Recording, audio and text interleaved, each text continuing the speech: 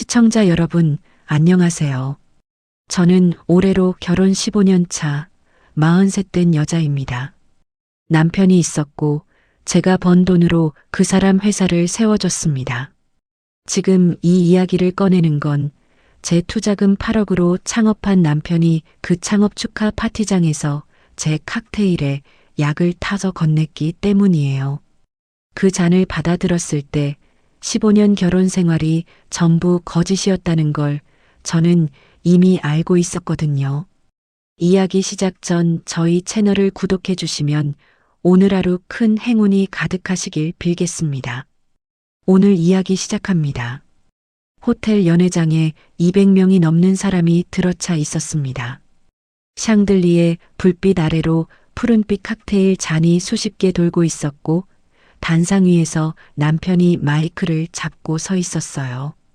양복은 새로 맞춘 거였습니다. 넥타이핀까지 반짝이더라고요. 저는 맨 뒷줄, 기둥 옆자리에 앉아서 그 모습을 내려다보고 있었습니다.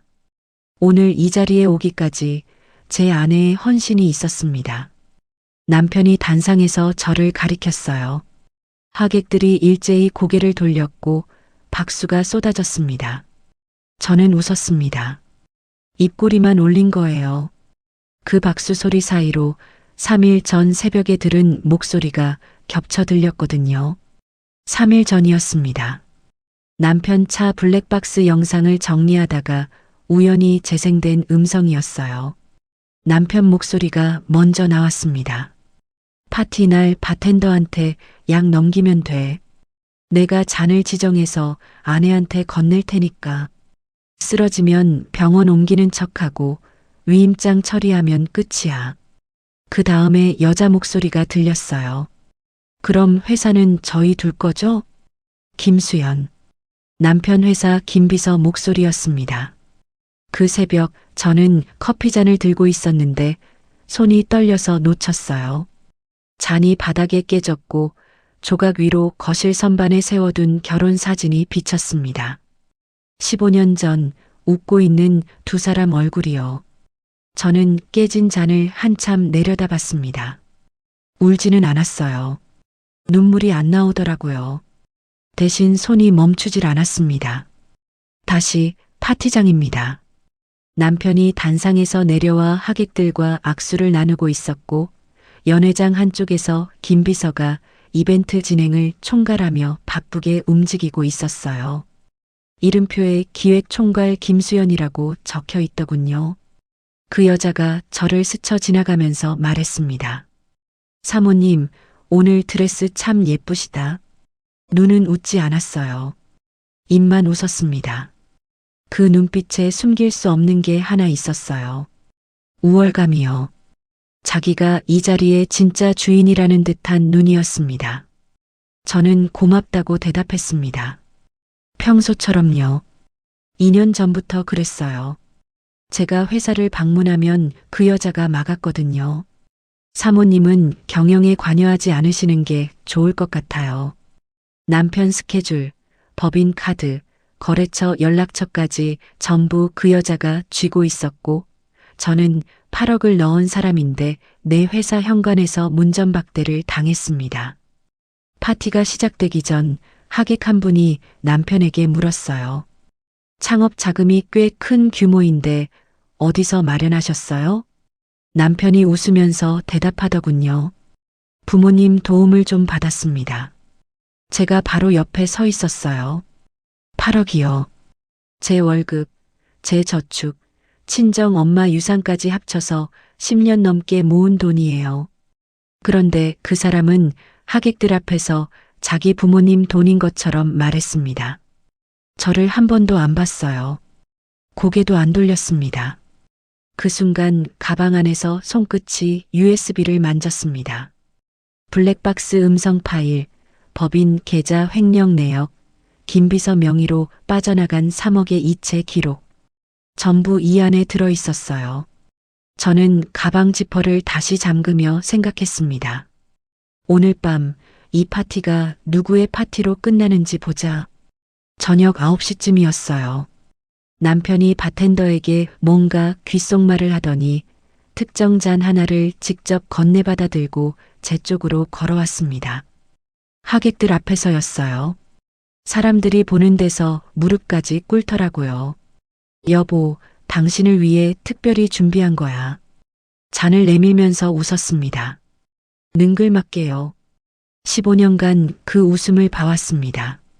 잘 될 거라며 돈을 요구할 때도 저 얼굴이었고, 법인 카드 내역을 추궁하자 목소리를 높일 때도 저 눈이었어요. 웃는 것 같지만 계산하는 눈. 저는 잔을 받았습니다. 입술만 살짝 적시는 신용을 했어요.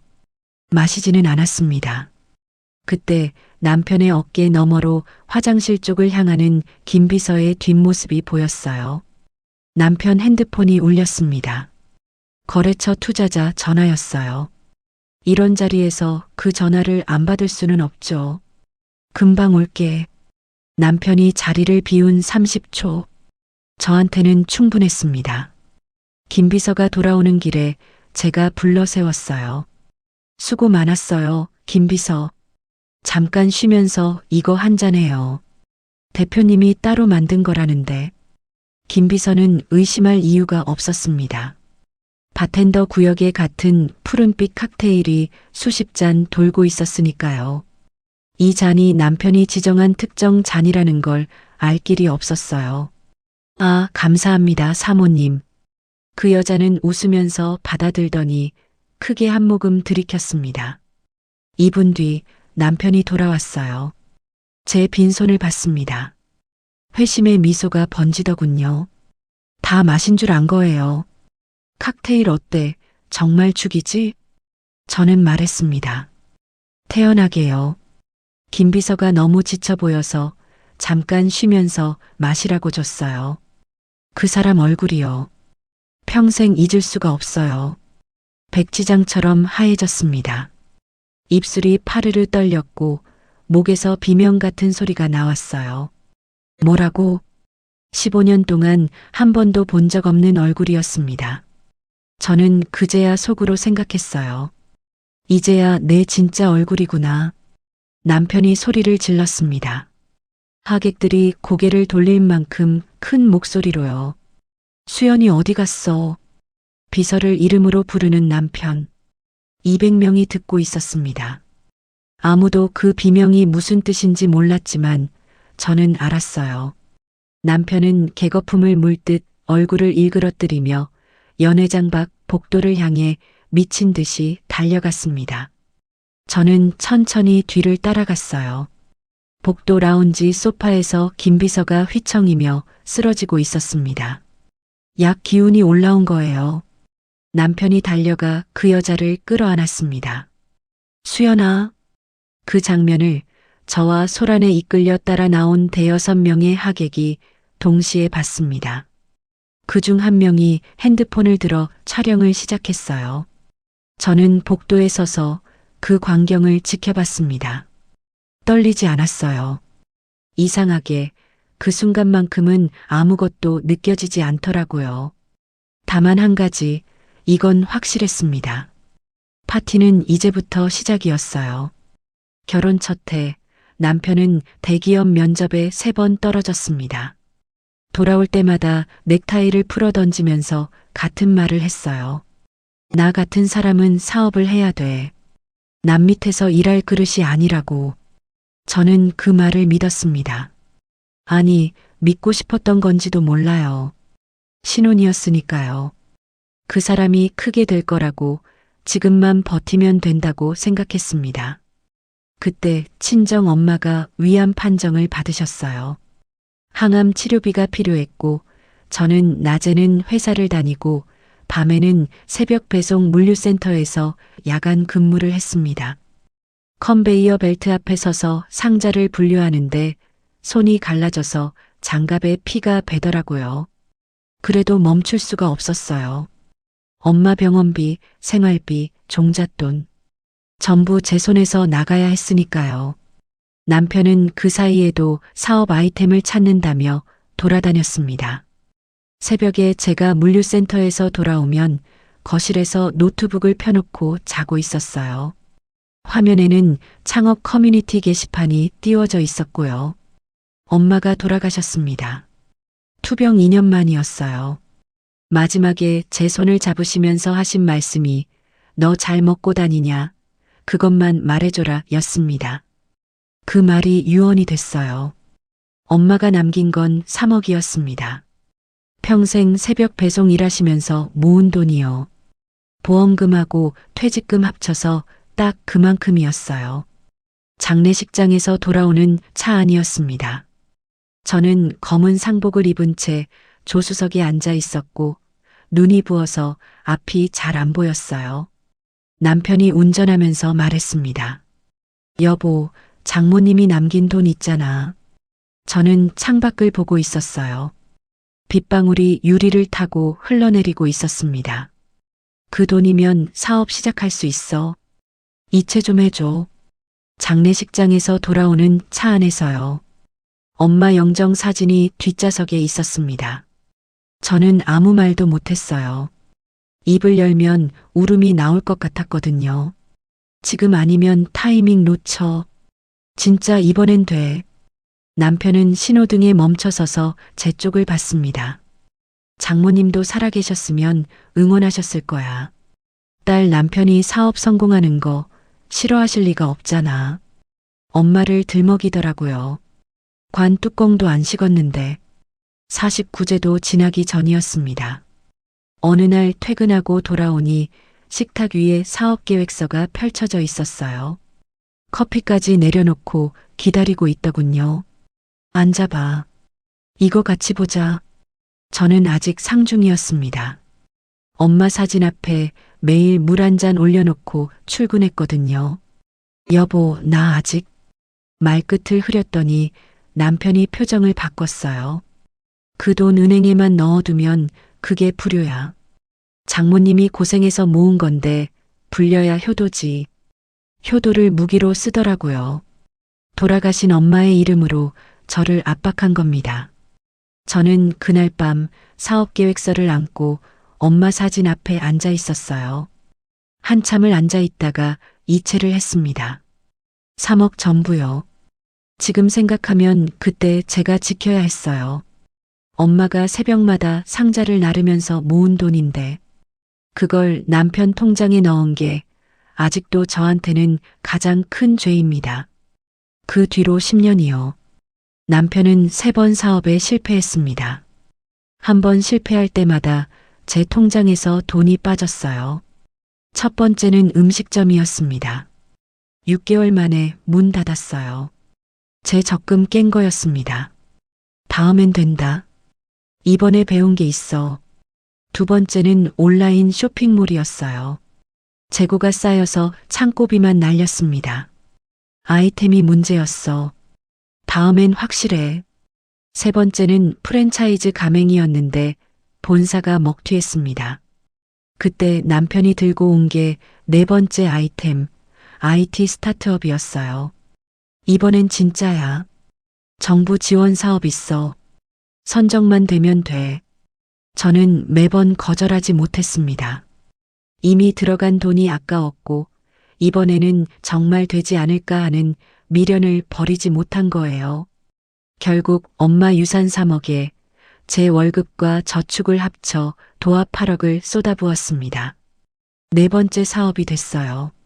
정부 지원 사업에 선정되면서 직원을 뽑기 시작했고 2년 전에 입사한 게 김비서였습니다. 그때부터 달라졌어요. 제가 회사에 가면 그 여자가 입구에서 막았습니다. 사모님, 대표님 지금 미팅 중이세요. 사모님은 경영에 관여하지 않으시는 게 좋을 것 같아요. 8억을 넣은 사람한테요. 내 돈으로 세운 회사 문 앞에서 비서한테 쫓겨난 겁니다. 남편한테 전화했더니 이러더군요. 당신은 투자자일 뿐이야. 경영에 참견하지 마. 투자자일 뿐. 그 말이요. 15년 동안 야간 근무하고 적금 깨고 엄마 유산까지 넣은 사람한테 할 말이 그거였습니다. 1년 전부터 남편 귀가가 늦어졌어요. 6개월 전 양복 세탁을 맡기려고 주머니를 뒤지는데 영수증이 나왔습니다. 고급 호텔 스위트룸이요. 2장이었어요. 이게 뭐야? 거래처 접대. 왜 그것도 보고해야 돼? 오히려 신경질을 부리더라고요. 그런데 그 호텔 예약자 이름이요. 김수연이었습니다. 가슴이 쿵 내려앉더군요. 아, 이런 거였구나. 그제야 퍼즐이 맞춰졌어요. 야근이 아니었고 거래처가 아니었고 그 여자였던 겁니다. 4개월 전 주말 남편이 골프를 간다며 나갔습니다. 저는 서재에 들어갔어요. 책상 서랍 맨 아래 법인 서류 파일을 꺼냈습니다. 손이 떨렸지만 한 장씩 넘겼어요. 제가 넣은 8억 중 3억이 이미 빠져나가 있었습니다. 김비서 명의 계좌로요. 명목은 외부 컨설팅비였어요. 컨설팅비. 자기 회사 비서한테 3억짜리 컨설팅비를요. 그 서류를 들고 있는데 손끝 감각이 없어지더라고요. 분노인지 허탈함인지 구분이 안 됐어요. 다만 한 가지는 분명했습니다. 이 사람한테 더 속아줄 수는 없다는 거요. 그날 밤 이혼 전문 한 변호사를 비밀리에 선임했습니다. 한 변호사가 말했어요. 지금 이혼만 하시면 돈을 못 돌려받습니다. 횡령 증거를 더 확보하시고 타이밍을 잡아야 합니다. 감정대로 움직이시면 안 돼요. 저는 참기로 했습니다. 그게 제일 힘들었어요. 알면서 모른 척하는 거요. 매일 그 사람 밥 차리고 웃는 얼굴하고 투자자일 뿐인 아내 노릇을 해야 했으니까요. 그러다 3일 전 블랙박스 음성을 듣게 된 거예요. 남편이 제 잔에 약을 타서 쓰러뜨리고 위임장을 처리하겠다는 그 목소리를요. 저는 그 새벽 깨진 커피잔 조각을 치우면서 결심했습니다. 남편의 창업 파티, 그 무대를 내 반격의 자리로 만들겠다고요. 한 변호사에게 문자를 보냈습니다. 파티 당일 전부 끝내겠습니다. 파티 이틀 전 한 변호사 사무실이었습니다. 테이블 위에 서류 봉투 4개를 펼쳐 놓았어요. 법인 계좌에서 김비서 명의로 빠져나간 3억 이체 내역, 그 돈으로 김비서가 매입한 오피스텔 등기부등본, 호텔 스위트룸 투숙 기록, 그리고 블랙박스 음성 파일을 담은 USB. 한 변호사가 서류를 하나씩 넘기더니 말했습니다. 증거는 충분합니다. 문제는 타이밍이에요. 그리고 저를 똑바로 보며 물었어요. 파티장 AV 시스템에 USB를 연결할 수 있는 루트 확보하셨습니까? 저는 고개를 끄덕였습니다. 호텔 AV 업체에 따로 연락했어요. 남편 몰래요. 축하 서프라이즈 영상을 준비하겠다고 했더니 별도 의뢰로 잡아줬습니다. 스크린 조작 권한은 제가 갖고 있어요. 한 변호사가 안경을 고쳤으며 말했습니다. 의심받을 여지는 없겠습니까? 아내가 남편 창업 파티에 서프라이즈 영상 준비하는 거 의심할 사람은 없어요. 오히려 자연스럽죠.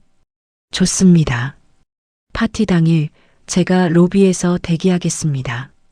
경찰 고소장 접수 준비는 제가 마무리해 놓을 테니 결정하시는 순간 문자 한 통만 주세요.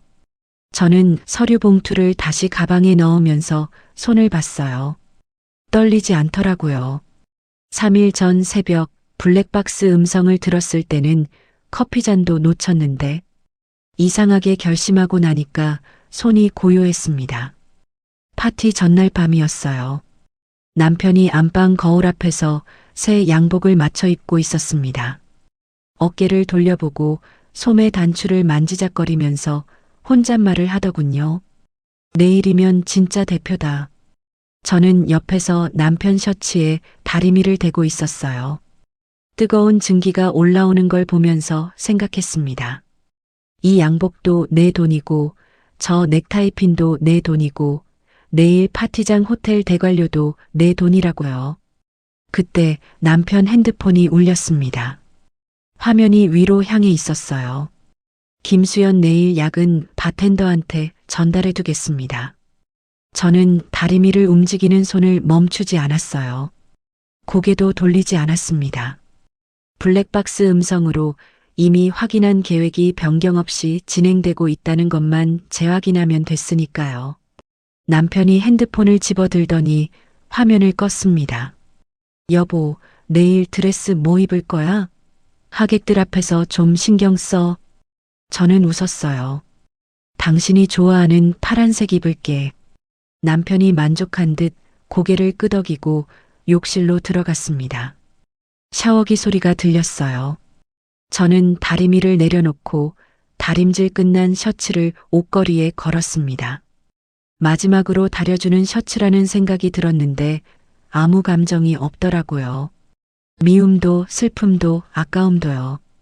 그냥 비어 있었습니다. 파티 당일 아침이었어요. 화장대 앞에 앉아 평소보다 더 단정하게 화장을 했습니다. 파운데이션을 2번 덧바르고 눈 밑 다크서클을 꼼꼼하게 가렸어요.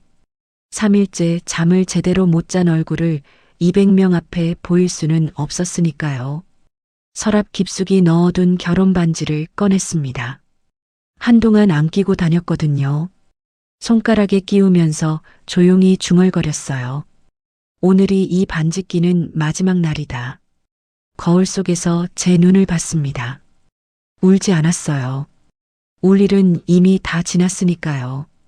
호텔 연회장에 도착한 건 오후 4시였습니다. 파티 시작 2시간 전이었어요. 연회장은 아직 세팅 중이었고 꽃장식 업체 직원들이 테이블마다 센터피스를 올리고 있었습니다. 저는 AV 업체 담당자를 먼저 찾았어요. 미리 별도 의뢰를 넣어둔 쪽이었습니다. USB를 건네며 말했습니다. 제가 문자로 신호 보내는 즉시 메인 스크린에 이 파일 재생해 주세요. 순서대로요. 담당자가 고개를 끄덕였어요. 신호 오면 바로 틀겠습니다. 저는 고맙다고 말하고 돌아서면서 가슴이 쿵쿵거리는 걸 느꼈습니다. 여기까지는 온 거예요. 이제 돌이킬 수 없었습니다. 파티 시작 30분 전이었어요. 하객들이 하나둘 들어오기 시작했고 바텐더 구역에서 칵테일 준비가 한창이었습니다. 저는 연회장을 한 바퀴 돌며 인사를 하는 척했어요. 내조의 여왕 미소를 지으면서요. 15년간 해온 거라 어렵지 않았습니다. 그때 바텐더 구역 옆을 지나치는데 김 비서가 보였어요. 바텐더에게 뭔가를 건네고 있었습니다. 소형 약병이었어요. 손바닥에 쏙 들어가는 크기인데 제 눈에는 선명하게 보였습니다. 저는 걸음을 멈추지 않았어요. 자연스럽게 지나치면서 핸드폰을 꺼내 카메라를 켰습니다. 셔터음을 꺼두고 2장을 찍었어요. 김 비서가 바텐더에게 약병을 건네는 순간이요. 화장실로 들어가 한 변호사에게 사진을 전송했습니다. 답장이 바로 왔어요. 확인했습니다. 현장 증거 추가 확보 완료. 저는 로비에서 대기 중입니다. 모든 준비 끝났으니 결정하시는 순간 움직이겠습니다. 핸드폰을 가방에 넣고 거울을 봤어요. 화장은 흐트러지지 않았고 눈은 마른 채였습니다. 화장실에서 나오는데 김 비서가 기다리고 있었어요.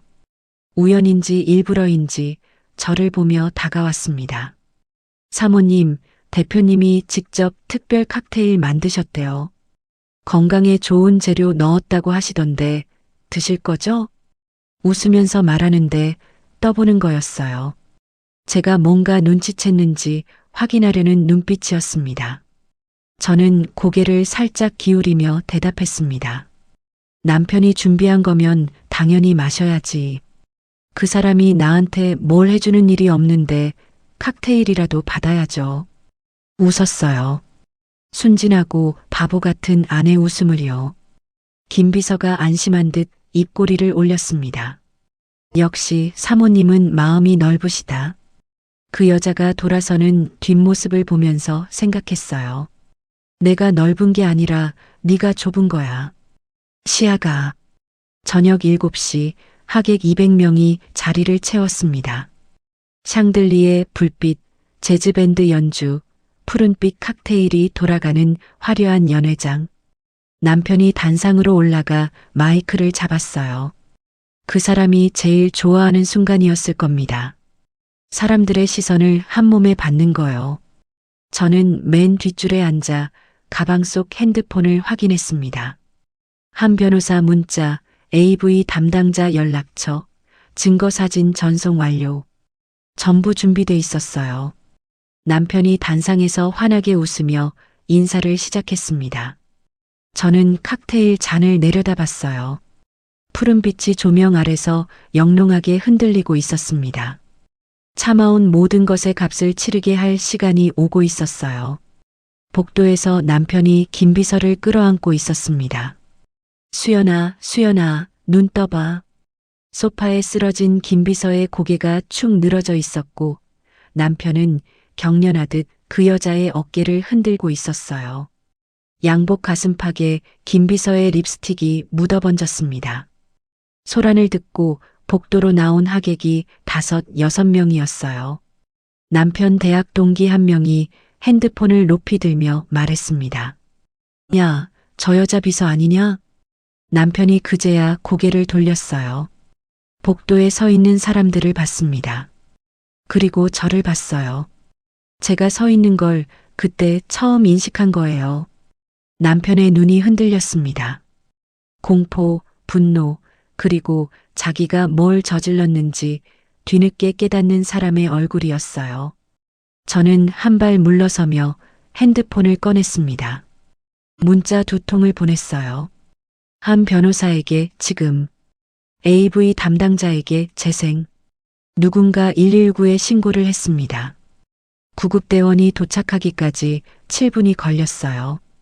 그 7분 동안 남편은 김비서를 부축해서 연회장 안으로 들어왔습니다.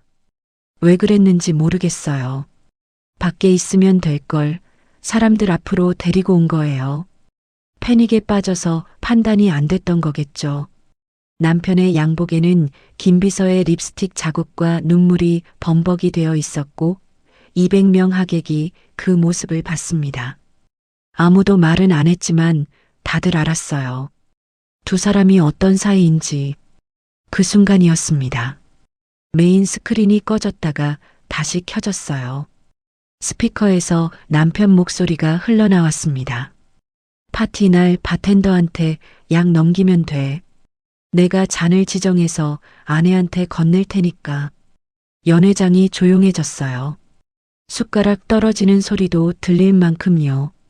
쓰러지면 병원 옮기는 척하고 위임장 처리하면 끝이야. 그 다음에 김비서 목소리가 나왔습니다. 그럼 회사는 저희 둘 거죠? 웅성거림이 파도처럼 번졌어요. 하객 한 명이 의자에서 벌떡 일어났고 여기저기서 핸드폰을 드는 손이 보였습니다. 음성이 끝나자 스크린의 슬라이드가 넘어갔어요. 법인 계좌에서 김비서 명의로 빠져나간 3억의 이체 내역. 명목은 외부 컨설팅비. 다음 슬라이드. 호텔 스위트룸 투숙 기록. 예약자 이름 김수연. 그 다음 호텔 로비에서 둘이 나란히 걸어가는 CCTV 캡처. 한 장씩 넘어갈 때마다 연회장 안의 공기가 달라졌습니다. 축하의 자리가 법정이 되고 있었어요. 남편이 스크린을 올려다봤습니다. 다리가 풀렸는지 무릎이 꺾이더니 그대로 주저앉았어요. 아니야, 이건 아니라고. 하객들 사이에서 누군가 말했습니다. 아내한테 약을 탔다고? 분노의 웅성거림이 퍼졌어요. 남편은 바닥에 무릎을 꿇은 채 고개를 저었지만 스크린에서는 그 사람 목소리가 계속 흘러나오고 있었습니다. 부정할 수가 없었어요. 자기 입으로 한 말이니까. 연회장 정문이 열렸습니다. 한 변호사가 경찰 2명과 함께 들어왔어요. 한 변호사는 양복 차림에 서류 가방을 들고 있었고 표정에 감정이라고는 없었습니다. 그 사람은 원래 그래요. 냉정한 게 직업인 사람이니까. 한 변호사가 남편 앞에 섰습니다. 살인미수 및 업무상 횡령 혐의로 고소장이 접수되었습니다. 증거인멸 우려가 있어 긴급체포 집행합니다. 경찰이 남편의 팔을 잡았어요. 남편이 발버둥을 쳤습니다. 200명이 보고 있다는 것도 잊은 것처럼요. 아니야. 그냥 수면제였을 뿐이야. 해칠 생각은 멈췄어요. 자기가 뭘 내뱉었는지 깨달은 거예요. 수면제였을 뿐이라는 말. 그 한마디가 범행 자백이었습니다. 하객 수십 명 앞에서 녹화되는 핸드폰 카메라 앞에서요. 한 변호사가 저를 힐끗 봤어요. 눈빛이 말하더군요. 끝났습니다. 라고. 구급차가 도착했습니다. 김 비서가 들것에 실려나가는데 구급대원이 그 여자 가방을 열었어요. 안에서 같은 성분의 약병이 하나 더 나왔습니다. 경찰이 그걸 보고 바텐더를 불렀어요. 바텐더는 파티 시작 전에 김 비서에게서 약병을 전달받았다고 진술했습니다. 파티 시작 전 제가 촬영한 사진, 바텐더의 진술, 가방 속 약병. 공범 관계가 현장에서 바로 확인됐어요. 저는 자리에서 일어났습니다. 200명 앞에서 처음으로 목소리를 높였어요. 결혼하고 15년 만에 하객들 앞에서 처음이었습니다. 이 회사의 자본금 8억 전액은 제 돈입니다. 가방에서 투자 계약서 원본을 꺼내 들었어요. 저 사람은 제 돈으로 회사를 차리고 제 돈을 빼돌리고 저를 해치려 했습니다. 연 회장이 쥐 죽은 듯 조용했어요. 남편이 경찰에게 팔이 잡힌 채로 저를 봤습니다. 입을 열려 하더군요. 뭔가 말하려는 것 같았어요. 저는 그 사람이 입을 열기 전에 왼손에서 결혼 반지를 뺐습니다. 15년 전에 끼운 반지요. 오늘 아침 마지막으로 끼겠다고 했던 그 반지. 남편의 발밑으로 던졌습니다. 반지가 대리석 바닥에 부딪혀 맑은 소리를 내며 굴러갔어요. 그 소리가 연회장에 울렸습니다. 200명이 그 소리를 들었어요. 저는 등을 돌렸습니다. 남편이 뒤에서 뭐라고 소리쳤는데 듣지 않았어요.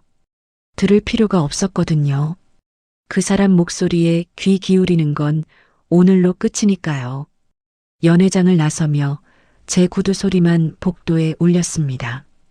15년 만에 처음으로 제 발소리가 들리더라고요. 파티 다음 날 아침 한 변호사 사무실이었습니다. 테이블 위에 서류 세 묶음이 놓여 있었어요. 살인미수 업무상 횡령 고소장 정식 접수 확인서, 이혼 소장, 위자료 및 재산분할 청구서.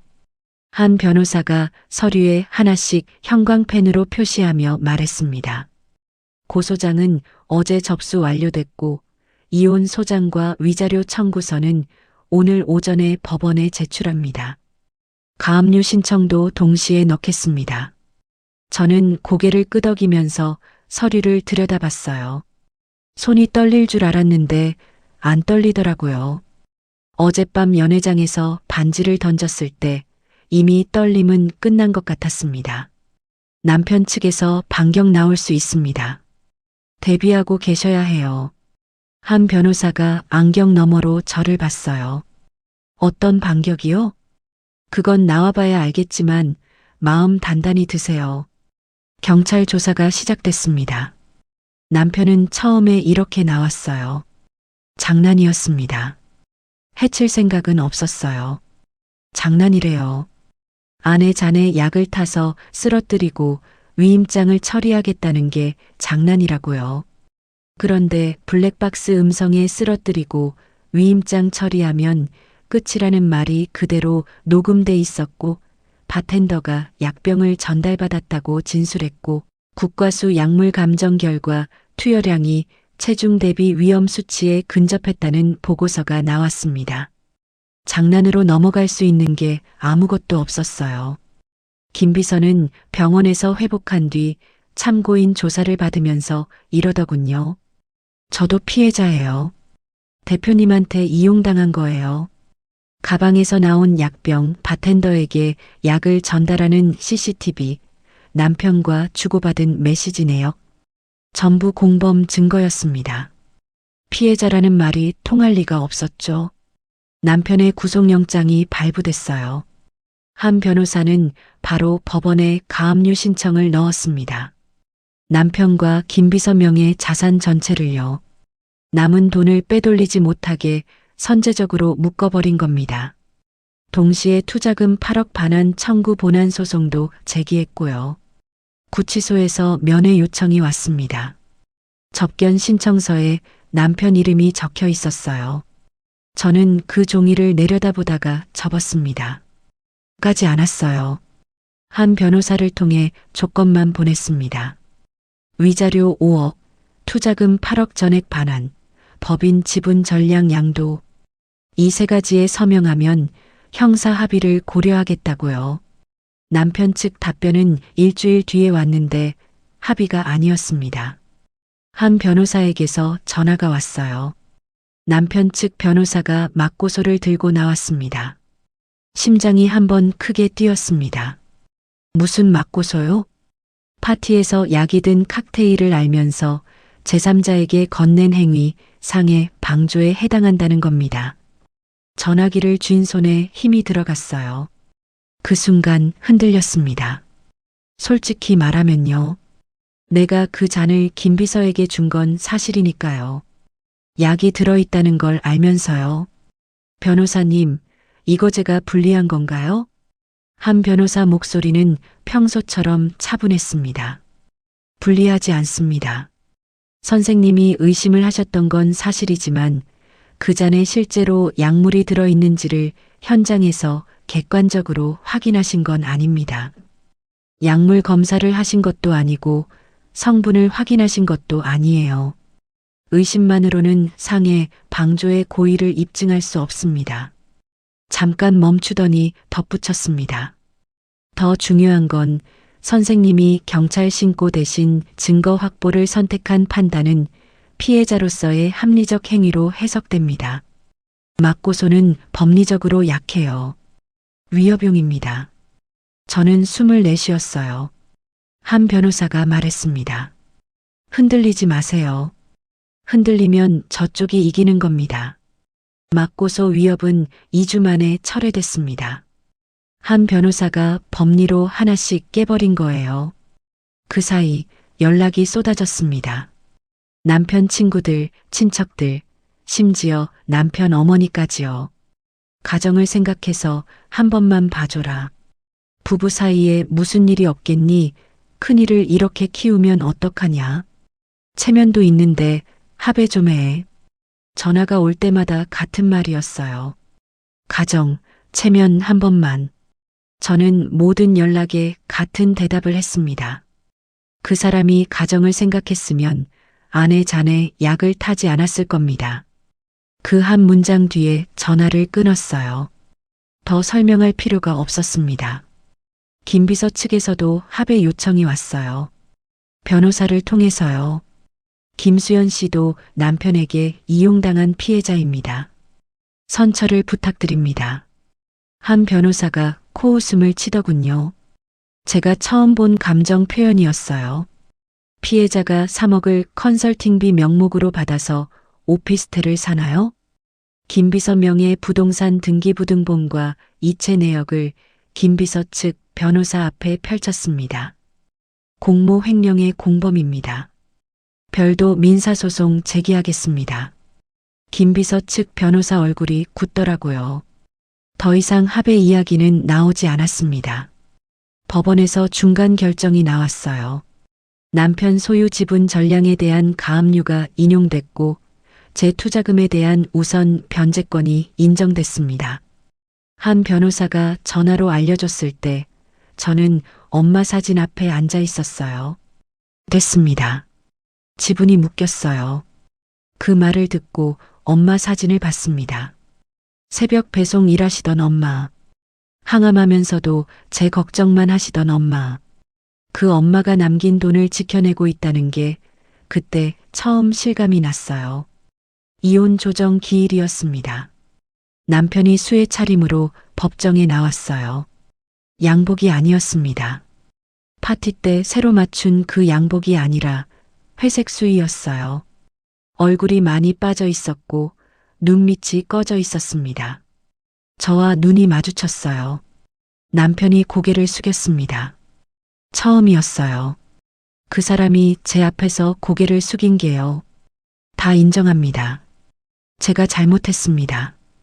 위자료 5억, 투자금 8억 전액 반환, 법인 지분 전량 양도, 세 가지 전부에 서명했습니다. 펜을 쥔 남편의 손이 떨리고 있었어요. 저는 그 손을 보면서 아무 말도 하지 않았습니다. 해줄 말이 없었거든요. 한 변호사가 서명된 합의서를 제 앞에 놓으며 말했습니다. 이제 정말 끝났습니다. 저는 합의서를 내려다봤어요. 그리고 울었습니다. 법원 복도 의자에 앉아서 소리 없이 울었어요. 한참을요. 슬퍼서 운 게 아니었습니다. 엄마 돌아가셨을 때도, 남편이 약을 탔다는 걸 알았을 때도, 반지를 던졌을 때도 안 나오던 눈물이었어요. 짓눌렸던 짐을 내려놓으니까 그제야 나오더라고요. 한 변호사가 옆에 서서 아무 말 없이 기다려줬습니다. 그 사람은 그게 어떤 눈물인지 알고 있었던 것 같아요. 이혼 확정 후 3개월이 지났습니다. 저는 남편에게서 회수한 법인 지분과 투자금을 기반으로 회사를 제 이름으로 재등기했어요. 법인 인감도 새로 팠습니다. 거기에 제 이름이 찍혀 있는 걸 봤을 때 한참을 들여다봤어요. 이상하더라고요. 내 이름인데 낯설었습니다. 그 세월 동안 제 이름을 어디에도 안 써봤으니까요. 통장도 계약서도 명함도 전부 남편 이름이었거든요. 대표이사 취임식을 열었습니다. 장소는 그날 그 호텔 연회장이었어요. 일부러 그곳을 잡았습니다. 취임식에 온 사람은 10명 남짓이었어요. 한 변호사, 그리고 제가 힘들 때 전화 한 통이라도 해줬던 진짜 친구 몇 명. 그게 다였습니다. 3개월 전 이 자리에 200명이 있었죠. 샹들리에 아래서 박수치고 푸른빛 칵테일 들고 웃던 사람들이요. 그 사람들 중에 제 이름을 아는 사람이 몇이나 됐을까요? 10명이 앉은 그 자리가 훨씬 따뜻했습니다. 단상에 섰어요. 마이크 앞에 서니까 3개월 전이 겹쳐 보이더라고요. 맨 뒷줄 기둥 옆에 앉아서 차가운 칵테일 잔을 내려다보던 그날의 제가요. 그때 제 손에 들린 건 독이 든 잔이었습니다. 오늘 제 손에 들린 건 제 이름이 새겨진 법인 인감이에요. 같은 단상, 같은 연회장인데 전부 달라져 있었습니다. 한 변호사가 축사를 했어요. 그 사람답지 않게 목소리가 조금 부드러워지더군요. 제가 만난 의뢰인 중에 가장 냉정하고 가장 용감한 분이었습니다. 저는 웃었어요. 그 냉정함이 어디서 온 건지 저는 알거든요. 차갑게 태어난 게 아니에요. 삼킨 눈물이 얼어붙은 거예요. 그게 쌓이고 쌓여서 냉정해진 겁니다. 회사 경영을 시작하니까 남편이 뭘 해놨는지가 하나씩 드러났습니다. 재정을 정리하는데 숨겨진 부채 2억이 더 나왔어요. 법인 카드로 긁은 개인 지출, 허위 매입 세금 계산서, 정리 안 된 외상거래, 서류처를 열 때마다 새로운 구멍이 나왔습니다. 채권자들한테 직접 전화했어요. 상환 일정 다시 잡겠습니다. 제가 책임지겠습니다. 전화기 너머로 의심하는 목소리가 들렸어요. 당연하죠. 대표가 바뀌었는데 돈을 갚겠다는 말을 누가 바로 믿겠어요. 저는 하나씩 만나러 다녔습니다. 사무실에 앉아서 기다리지 않았어요. 직접 찾아가서 얼굴 보고 일정표를 내밀었습니다. 신규 투자도 유치했고요. 6개월간의 구조조정 끝에 흑자 전환을 이끌어냈습니다. 남편이 4번 실패하고 겨우 한 번 성공시킨 회사를 제가 살린 거예요. 남편은 살인미수와 업무상 횡령으로 징역 3년 실형을 선고받았습니다. 김 비서는 공모 횡령으로 징역 2년에 집행유예 3년이었어요. 업계에서 완전히 퇴출됐고 법정에서 두 사람은 서로를 비난하며 갈라졌다고 들었습니다. 남편은 김비서가 먼저 부추겼다 했고 김비서는 대표가 시킨 대로 했을 뿐이라 했대요. 같이 아내 잔에 약을 타려던 사이가 법정에서 서로 손가락질을 한 겁니다. 어느 날 우편함에 편지가 와 있었어요. 구치소 소인이 찍힌 봉투였습니다. 뜯지 않았어요. 뭐가 써 있는지 안 봐도 알았거든요. 미안하다. 다시 기회를 달라. 그런 말이겠죠.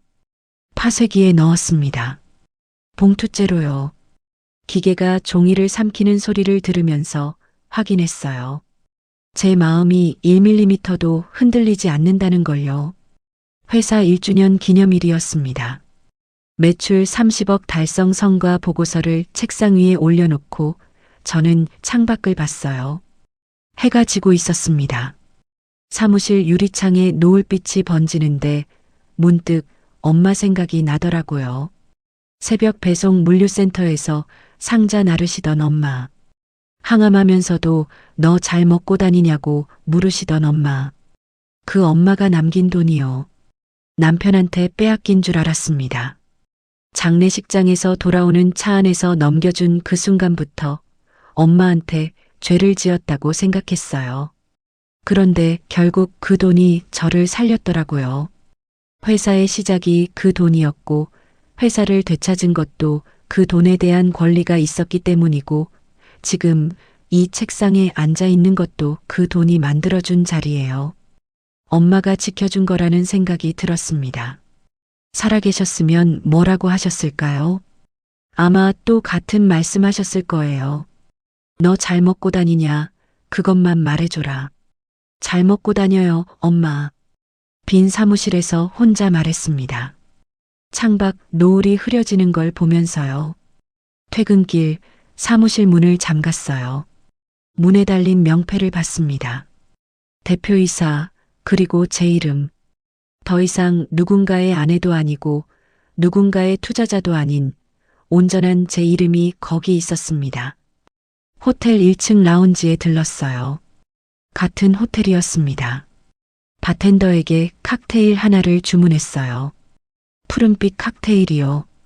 이번에는 제가 골랐고 제가 주문했고 제가 마시는 잔이었습니다. 누가 건넨 것도 아니고 누가 지정한 것도 아니고 약이 든 것도 아닌 그냥 제 칵테일이었어요. 한 모금 마셨습니다. 영롱한 빛깔의 그 액체가 목을 타고 내려갔어요. 차갑고 달고 깨끗했습니다. 저는 웃으면서 중얼거렸어요. 정말 죽이네. 이 이야기의 주인공은 15년을 참았습니다. 참는 게 사랑이라고 믿었고, 참는 게 가정을 지키는 거라고 생각했어요. 그런데 그 참음을 이용한 사람이 있었죠. 주인공이 진짜 강해진 건 주먹을 쥐었을 때가 아니라 더 이상 속아주지 않겠다고 조용히 결심한 그 새벽이었습니다. 용기는 거창한 게 아니에요. 내 돈, 내 이름, 내 존엄을 되찾겠다고 마음먹는 것, 그게 용기입니다. 혹시 지금 참고 계신 분이 있다면 이 말씀 드리고 싶어요. 당신이 흘린 눈물은 헛되지 않습니다. 언젠가 그 눈물이 당신을 지켜줄 힘이 됩니다. 오늘도 고생 많으셨어요. 이야기를 끝까지 들어주셨다면 잘 들었다고 댓글 하나만 남겨주세요. 구독과 좋아요를 눌러주시는 모든 분들이 행복하시길 기원합니다. 오늘 함께 해주셔서 정말 감사합니다.